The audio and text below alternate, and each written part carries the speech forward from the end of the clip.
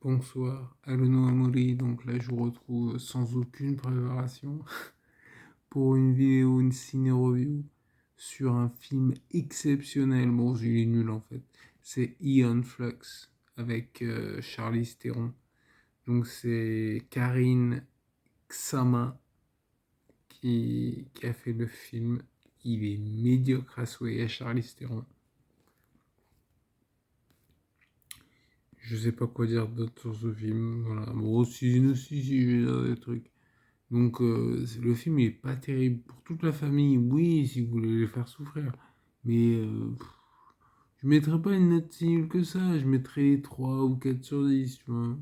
Allez, 4 sur 10, parce que bon, Charlize, elle est sympa, tu la vois.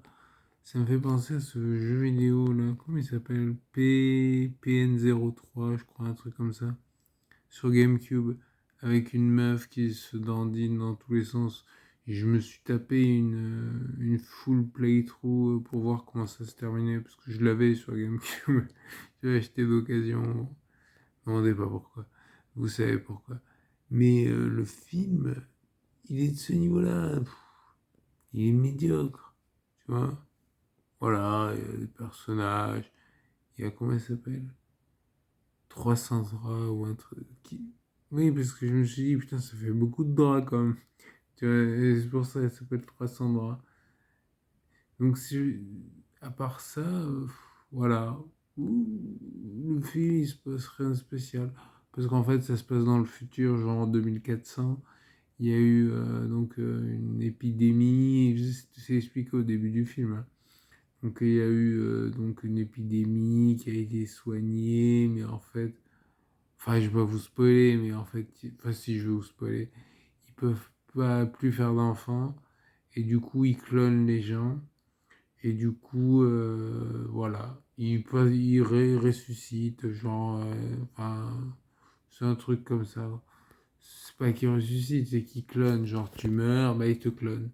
Donc, tu ressuscites, mais tu te rappelles pas forcément, enfin, voilà, quoi. Et oui, une autre marque, Ion. C'est aussi une excellente marque de supermarché, là, les Aeon, quand on va au à Nagoya. Oui, j'essaie de trouver des anecdotes. Mais en tout cas, ça, c'est une très bonne anecdote. Parce que, en voyant le film, à chaque fois, je me dis, mais j'aimerais bien aller à Aeon. C'est cool, hein. Celui de Nagoya, franchement, je me rappelle même plus où il est. Mais le principal et tout, je mettrai dans la description et je mettrai je mettrai la playthrough de PN03. Il me semble que c'est le nom, sinon je me corrigerai. Et je mettrai, il n'y a pas beaucoup de films, de scènes bien, sur le film. Donc bon, si j'en trouve une, je mettrai une scène. Mais je mettrai aussi une vidéo, il doit l'avoir sur YouTube, tu sais, des gens qui filment et tout.